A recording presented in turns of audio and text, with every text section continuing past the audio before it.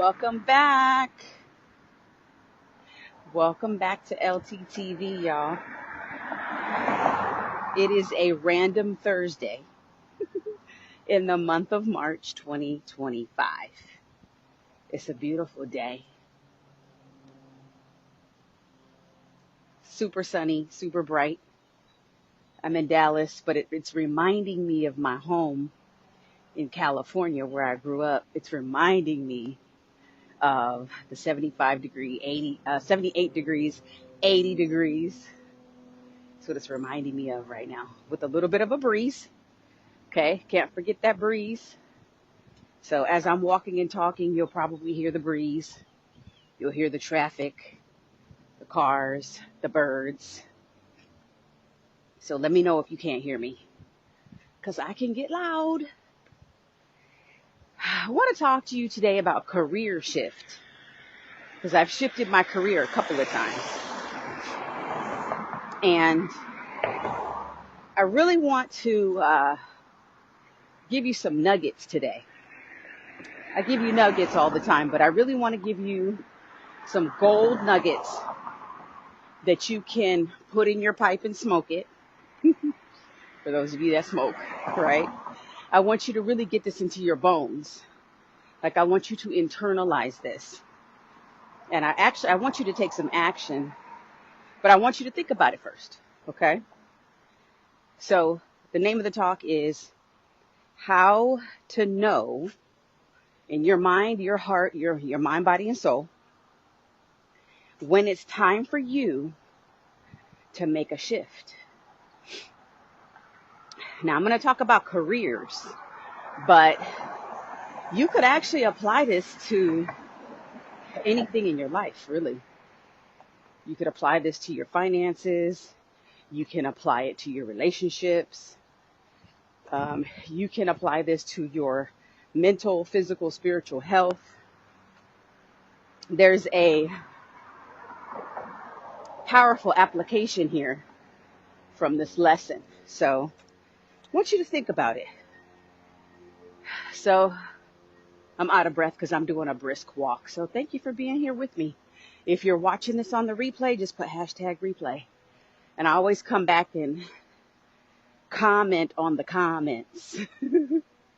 So thank you. Okay, so let's talk about career.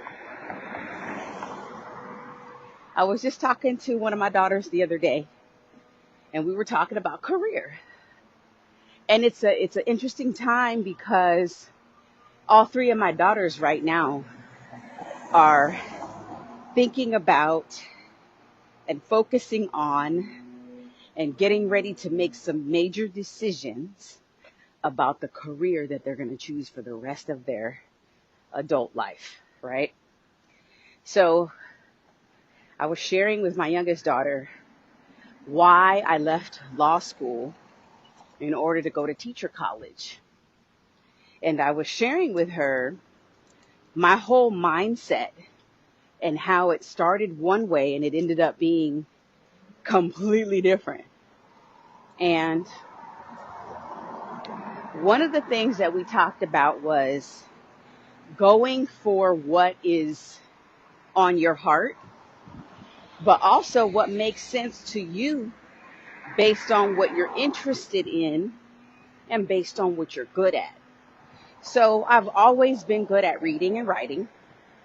I've always been good at communicating, talking, right? I've always been good at making friends, just being a positive person, bringing positive energy into a space. And so those qualities are pretty much, they can apply to almost any job. But the studying, the reading, and the writing part,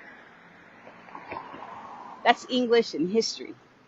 If you translate that into college and school, right? In the world of academia, I did really well in science, depending on the science. If it had a lot of math, then I didn't do well. But if it had only a little bit of math, then I did really well. And if it had a lot of reading, reasoning, analyzing, I did really well with that. But if it had anything to do with formulas and plugging in numbers and looking at data, analyzing statistics and stuff like that, I wasn't really good at that. Now, I have learned how to do those things because I run a business. And so I have to look at analytics. I have to analyze data in order to make smart financial decisions for my business. But that's a whole different ball of wax, right? That's something that I've learned how to do out of necessity. But if we go back to my original career plans and we look at the time that I was in law school, I was going in with the wrong intentions. I was going in thinking that, there was this whole persona of what it means to be a lawyer, the whole profile of what it meant. And for me, it meant wealthy. It meant lots of money. And in California at that time, being a lawyer in California, depending on what industry, translated into lots of money, right? So that was my priority. I want a career that's going to give me lots of money. Okay? So that was why I went in with that. It's also going to give me prestige and respect because the people in my circle at that time, we had a lot of respect for lawyers. And I love to read and write, so it just made sense. And it's also, it's what my mom really wanted me to do. And so I was really trying to make her proud. And so I went to law school to, explore that option and see what that was about. And took me about 4 months to figure out that it wasn't for me. So I decided to shift my focus and I went back to my career assessments, my career inventories, and figured out what my interests were and all that good stuff. And I said, okay, well, I could either work in the legal profession, in law, I could work in government, or I could work in education with the skills that I have. So settled in on education, decided to go to teacher college, absolutely loved it, decided to become a teacher, signed up to become a teacher at like 22, and had a whole teaching career and absolutely loved it. And then find out that 2015, someone introduced me to an idea for a business. And I joined multiple multi-level marketing. I joined multiple multi-level marketing companies. I sold everything from nutritional products to makeup to skincare to vacation packages to all kinds of different goodies. And I was really good at marketing and really good at sales. And I didn't know that before I joined these companies. So this is 2015. I'm teaching and I'm also involved in multi-level marketing. Oh, I even sold life insurance. Wasn't very good at that though. Actually didn't sell anything. I passed the test and I went to a lot of meetings and presentations and I didn't close not one deal because it really wasn't for me. But it took me like 3 years to figure out that it wasn't for me. But I tried it because I'm one of those people. I'm like, hey, let's try it. Let's see what happens. Let's give it a go. Right? So went ahead, moved forward, continued doing the marketing and the sales for the multi-level marketing companies, and then came up with this idea from a friend to write a book about my life. And that's where things got really interesting because the other teachers in the schools where I worked, they started asking me, well, how did you do that? How did you just write your book and put it up on Amazon and start making sales and had your book launch. Like, how did you know to do all that? And I was like, oh, it's kind of like a natural progression. It made sense for me to not be on social media at all because I was actually afraid of social media. That's a whole nother story. But when I published my book, I was like, oh, I need to get on social media and talk about this book. And so I did that. And then I started getting invited to go speak at places. And so I was like, oh, okay, well, it's the natural next step. It's the next best decision. So I need to go speak. Right? And then people started asking me, well, can you help me write my book? And so I was like, okay, well, let me figure out how to help someone else write a book. So then I created an online course, which was great.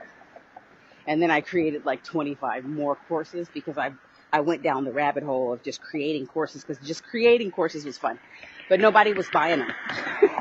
So I was like, all right, I need to stop creating courses and look at something else. So then I started learning about coaching. And that was about 2019. And then 2020 is when I really started coaching like a lot. And so that was good. Let me go around here.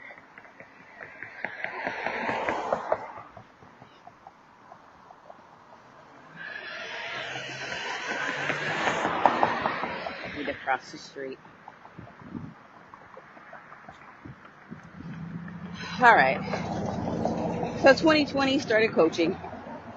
And again, it was just a natural progression and people were just asking me questions. And I was like, first I was kind of resistant, like, no, I don't know how to do that. But it was out of fear, right? So I had to learn.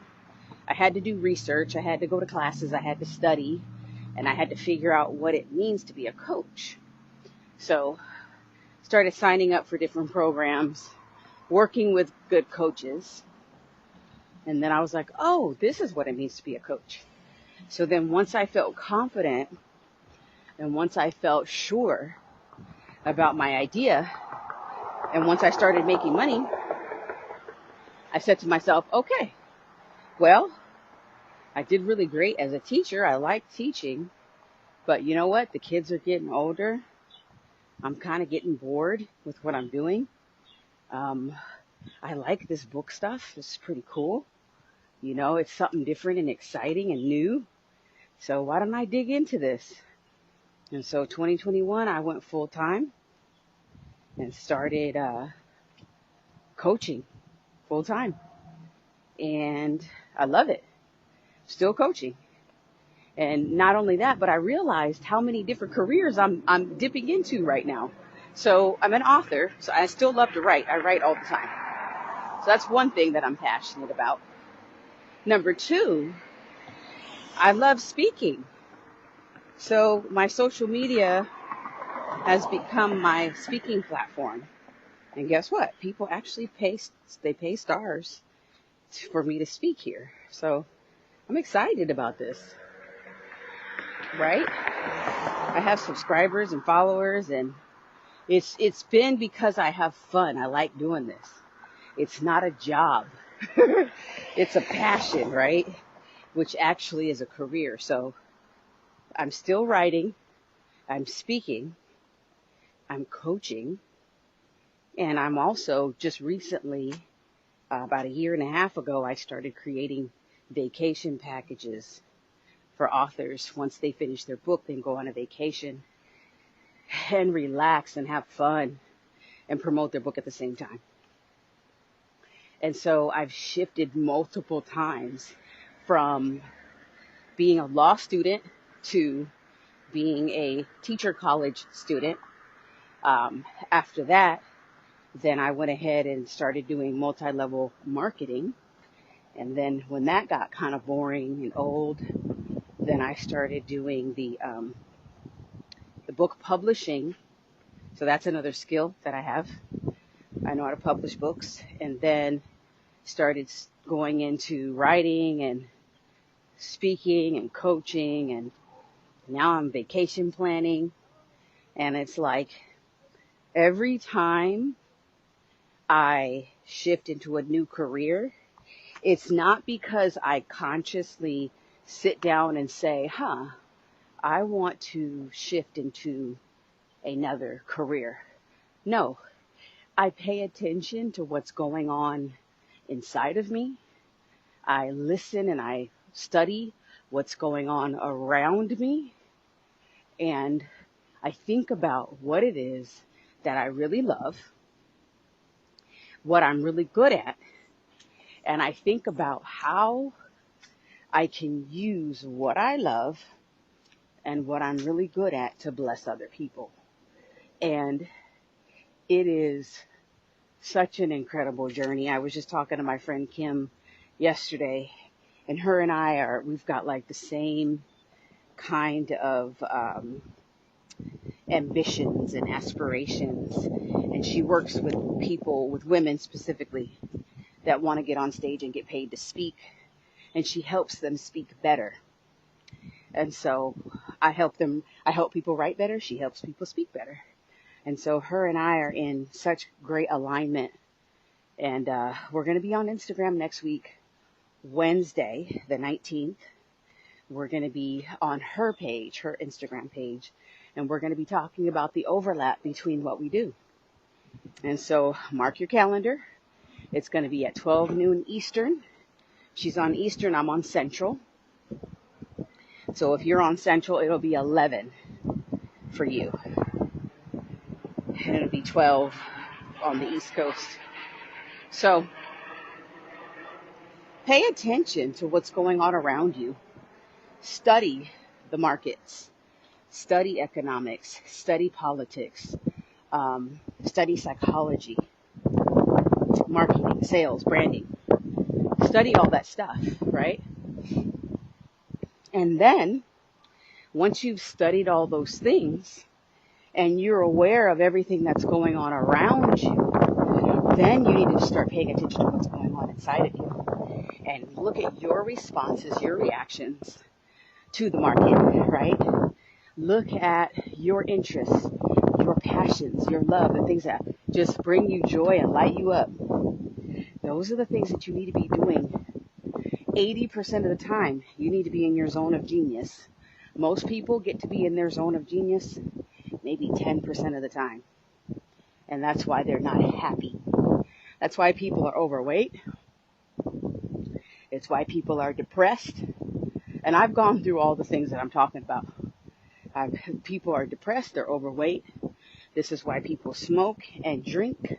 This is why people just do things to overindulge, because they're really not happy, because they're not really living on purpose, and they're not really giving anything. They're not making a contribution to the world, and they're not really feeling like they're making a contribution because they're not. And so I had to look at myself multiple times throughout my life and say, you know what am I really giving to the world right now?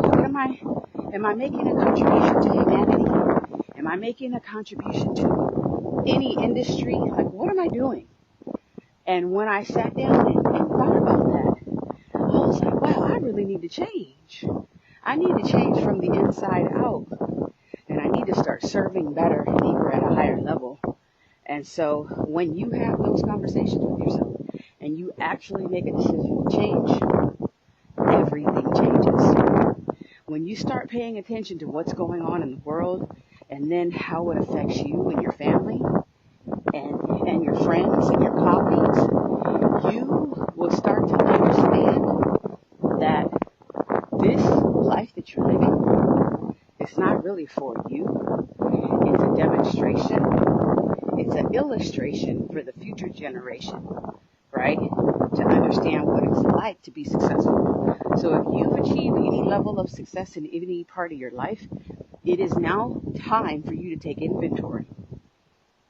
It is time for you to figure out what it is that made you successful and how you're going to carry all of that into a whole new career, because it's time to shift. If you're still listening to me, I know I've probably been talking for about at least 20 to 30 minutes.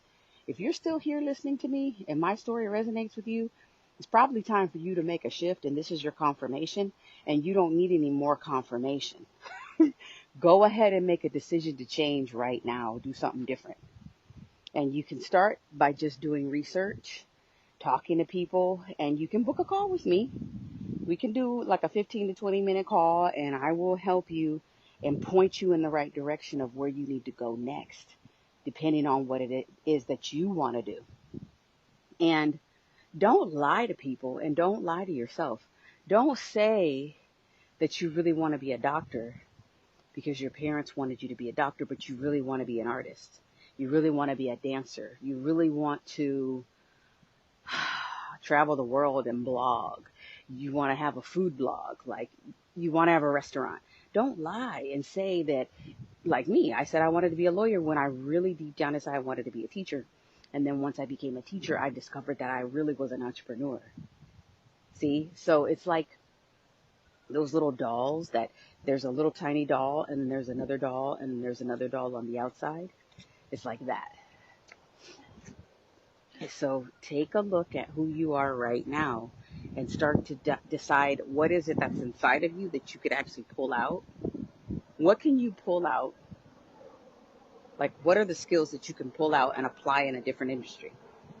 If you need help deciding that, let me know. I can support you. I've done many different career shifts. I've helped people transition from becoming from a professional career in one industry to coming over to the author, coach, speaker world. That's one of the things that I love to do. It's fun. I can do it all day long. Okay? All right. So you have a great day, and let me know if this was helpful, and keep writing.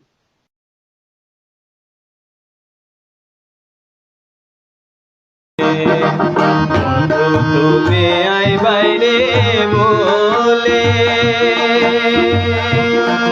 আমি ঘর বান্ধিলাম নদীর কুলের বন্ধু একবার আইয়াও তুমি নাই না রে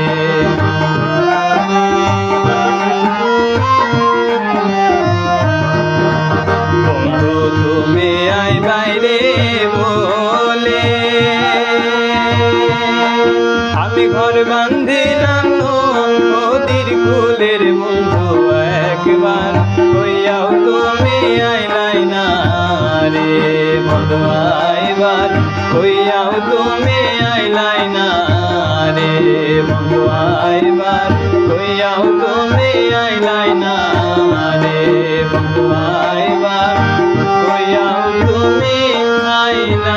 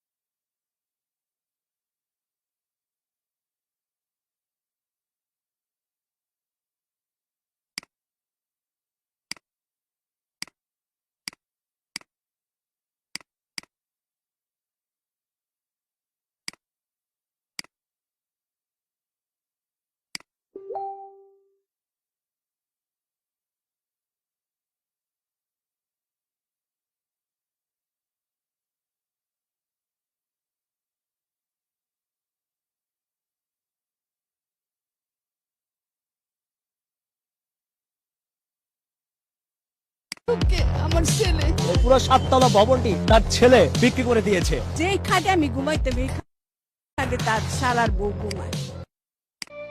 হ্যাঁ, ফোন করছিল তারা। কবে জয়নিং? জয়নিং তো আজকেই ছিল। বললো যে সে কোথায়, আমি বললাম যে একটু পারিবারিক ঝামেলা হয়েছে, যদি একটা দিন সময় দেওয়া যায় তাহলে জয়েন করলে। তখন তারা বললো যে এটা তো ডিসকোয়ালিফাইড, নির্দিষ্ট জয়নিং এর দিনে যদি সে জয়েন করতে না পারে তাহলে তো তার চাকরি করার দরকার নাই। তারা ভুল বলে নাই, এটাই কর্পোরেট কালচার। তারা নিয়মের মধ্যে থেকেই কথা বলছে, তাদের দোষ না, এটা আমাদের দুর্ভাগ্য।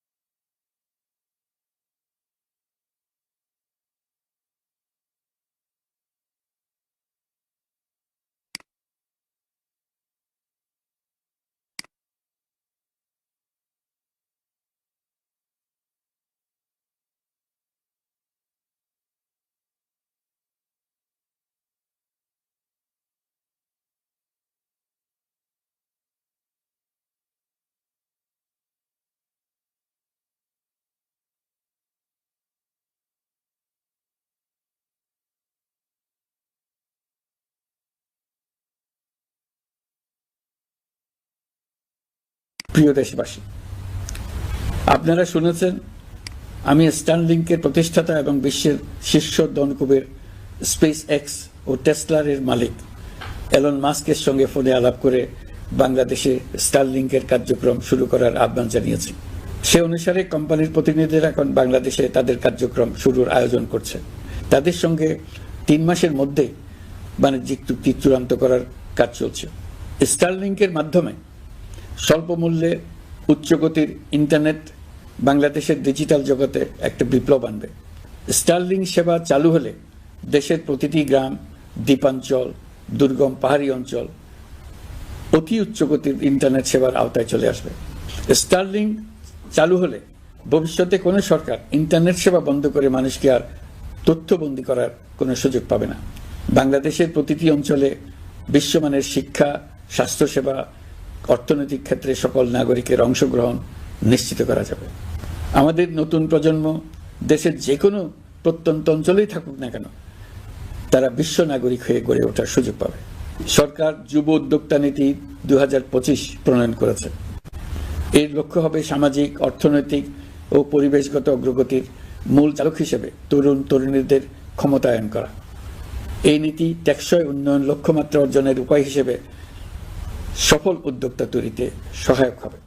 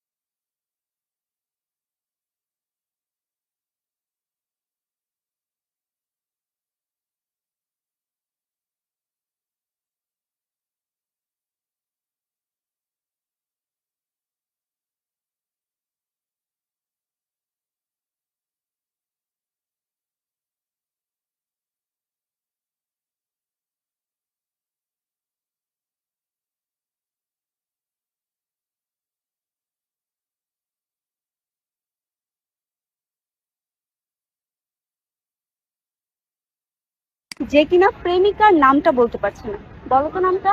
Marine marine Meherin. মেহেরিন না, আসলে হয় কি মাথায় তো আসলে অনেক পরীরা ঘোরাফেরা করে, এই জন্য আসলে সঠিক নামটা মনে আসে না। আপনার মন খারাপ করে কিছু নাই, এটা তো লজিক ভাই, এটা তো লজিক লজিক ভাই, লজিক লজিক না নেচার, তুমি রিয়েলিটি মেনে নাও।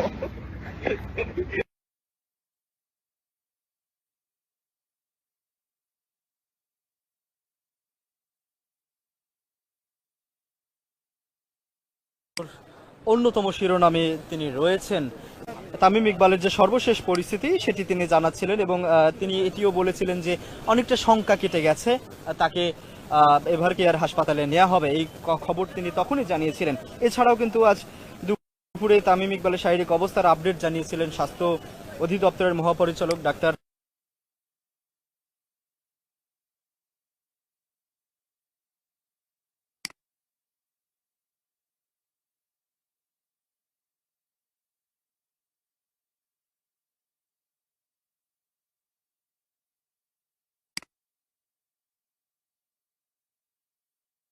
খালি আটকায় দিছে। মাসটা রমজান মাস ছিল, দিনটা ছিল শুক্রবার, নাইলে ইমাম সাহেবের জুতাটা আমার পায়ে ফিট ছিল। আটকায় দিছে রে, খালি আটকায় দিছে।